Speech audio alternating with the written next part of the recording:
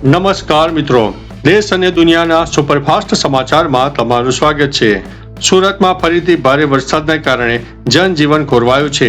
સુરતમાં રવિવારે સવારે વરસાદે વેસુ જેવા પોસ્ટ વિસ્તારમાં પાણી ભરાઈ જવા પામ્યા। સત્તાવાર આંકડા મુજબ રવિવારે સવારે 6 વાગ્યા સુધીમાં 24 કલાકમાં સુરત શહેરમાં 1.93 ઇંચ વરસાદ પડી ગયો, જ્યારે સવારે 6 વાગ્યાથી લઈને 10 વાગ્યા દરમિયાન વધુ 1.18 ઇંચ વરસાદ નોંધાયો હતો।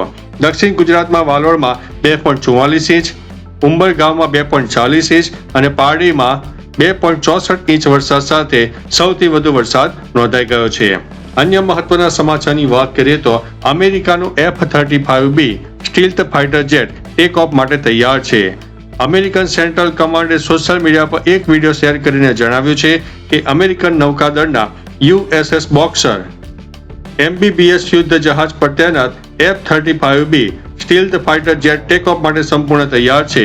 આ યુદ્ધ જહાજ હાલમાં અરબ સાગરમાં કાર્યરત છે। F-35B તેની અદ્યતન સ્ટીલ્થ ટેકનોલોજી અને શોર્ટ ટેકઓફ તથા વર્ટિકલ લેન્ડિંગ ક્ષમતા માટે જાણીતું છે। અન્ય મહત્વના સમાચારની વાત કરીએ તો ધારાસભ્ય રમણ વોરાની ખેતીની જમીન સરકાર હસ્તક કરાશે। ગુજરાત વિધાનસભાના પૂર્વ અધ્યક્ષ અને ઈડરના ભાજપ ધારાસભ્ય રમણલાલ વોરાને દાવડ ગામની 7 એકરથી વધુની ખેતીની જમીન મામલે મોટો ઝટકો લાગ્યો છે। ઈડર મામલતદારે ખોટા દસ્તાવેજોના આધારે ખેડૂત બનીને પરિવારના નામે ખરીદાયેલી જમીન સરકાર હસ્તક કરવાનો આદેશ આપ્યો છે। રજૂઆત છતાં ધારાસભ્ય અને પરિવાર કોર્ટમાં હાજર રહ્યા નહોતા તેમજ ખેડૂત હોવાના પુરાવા આપી શક્યા નહોતા। અન્ય મહત્વના સમાચારની વાત કરીએ તો ખાદ્ય તેલના ભાવમાં મોટો ભડકો। તહેવારોની સિઝન નજીક આવતા રાજકોટમાં ખાદ્ય તેલના ભાવે સામાન્ય જનતાના ખિસ્સા પર મોટો બોજ નાખ્યો છે। આજે સિંગ તેલના ડબ્બામાં 30 રૂપિયા અને કપાસિયા તેલના ડબ્બામાં 40 રૂપિયાનો વધારો થયો છે। છેલ્લા માત્ર 15 દિવસમાં સિંગ તેલ 165 રૂપિયા અને કપાસિયા તેલ 155 રૂપિયા મોંઘું થયું છે। મગફળી અને કપાસના ઓછા વાવેતરને કારણે કાચા માલની અછત સર્જાતા ભાવ સતત વધી રહ્યા છે। આગામી દિવસોમાં વધુ વધારાની પણ શક્યતા વર્ણવવામાં આવી છે। અન્ય મહત્વના સમાચારની વાત કરીએ તો દરિયામાં 116 લોકો ગાયબ। દક્ષિણ અમેરિકાના ગુયાનામાં એક મોટો દુઃખદ અકસ્માત થયો છે, જ્યાં 116 મુસાફરોને લઈ જતી એક ફેરી દરિયામાં ડૂબી ગઈ। આ ઘટના બાદ ઝડપી બચાવ કામગીરી શરૂ કરવામાં આવી છે અને અત્યાર સુધીમાં 53 લોકોને સુરક્ષિત રીતે બચાવી લેવામાં આવ્યા છે। સ્થાનિક અધિકારીઓના જણાવ્યા અનુસાર MV બારીમા નામની ફેરી રાજધાની જ્યોર્જ ટાઉનથી પોર્ટ કોમતુમાં જઈ રહી હતી ત્યારે તેનું સંતુલન ગુમાવ્યા બાદ અકસ્માતનો ભોગ બની હતી। અન્ય મહત્વના સમાચારની વાત કરીએ તો ભારતથી ડરી ગયું છે પાકિસ્તાન। ભારતના પૂર્વ PM ઇમરાન ખાનની બહેન નૂરિન નિયાઝીએ ઓપરેશન સિંદૂર અંગે દાવો કર્યો છે। તેણે કહ્યું છે કે ભારતના હુમલાઓથી પાકિસ્તાન ડરી ગયું છે।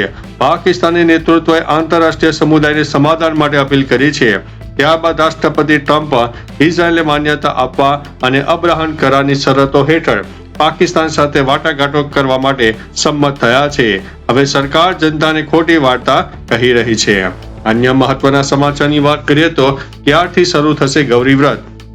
પંચાંગ મુજબ ગૌરી વ્રતનો પ્રારંભ 25 જુલાઈ 2026 થી શરૂ થશે અને 29 જુલાઈએ ગુરુ પૂર્ણિમાના દિવસે પૂર્ણ થશે। આ 5 દિવસ દરમિયાન માતા ગૌરી, ભગવાન શિવ અને ગણેશજીની પૂજા, આરતી, ભજન કીર્તન અને સાત્વિક આહારનું પાલન કરવામાં આવે છે। ધાર્મિક માન્યતા મુજબ આ વ્રતથી અપરિણિત યુવતીઓને મનગમતો જીવનસાથી મળે છે, જ્યારે પરિણિત મહિલાઓને સૌભાગ્ય, સુખી દાંપત્ય, સમૃદ્ધિ અને માતા ગૌરી અને શિવજીના આશીર્વાદ પર પ્રાપ્ત થાય છે। અન્ય મહત્વના સમાચારની વાત કરીએ તો હેડલાઇન્સ ઉપર નજર નાખીએ। સંસદનું ચોમાસું સત્ર આજથી શરૂ થશે। CJP આજે 2026ના ચોમાસુ સત્રના પહેલા દિવસે સંસદ માર્ચ કરશે।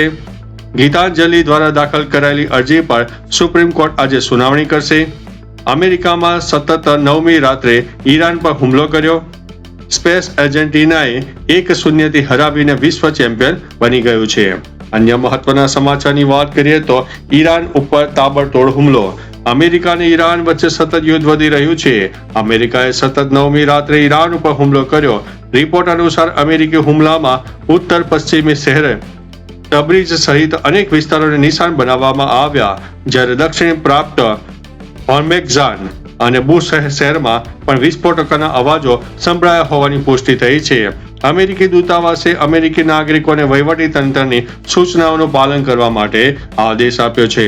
અન્ય મહત્વના સમાચારની વાત કરીએ તો ભારે વરસાદની આગાહી. હવામાન વિભાગે ભારે વરસાદને લઈને મોટી આગાહી વ્યક્ત કરી છે. અપર એર સાયક્લોનિક સિસ્ટમ સક્રિય થતા સુરત, ડાંગ, તાપી, નવસારીમાં ભારે વરસાદની શક્યતા છે. ત્યારે બનાસકાંઠા, વાવ, થરાદ, પાટણમાં પણ વરસાદની આગાહી કરવામાં આવી છે.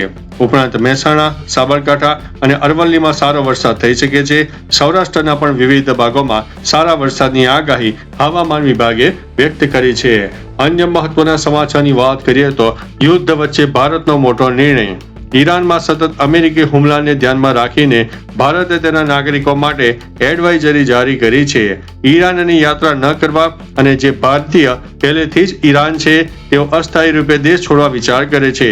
દૂતાવાસે ઈરાનમાં ભારતીય લોકોને સતર્ક રહેવા, સૈન્ય પ્રવૃત્તિવાળા વિસ્તારોથી દૂર રહેવા અને સ્થાનિક વહીવટીતંત્રના આદેશોનું પાલન કરવા અને સમાચારો ઉપર નજર રાખવા માટે અપીલ કરી છે. તો ચાલો મિત્રો, ફરીથી દેશ અને દુનિયાના સુપરફાસ્ટ સમાચાર લઈને મળતા રહીશું. ત્યાં સુધી અમને રજા આપશો. નમસ્તે.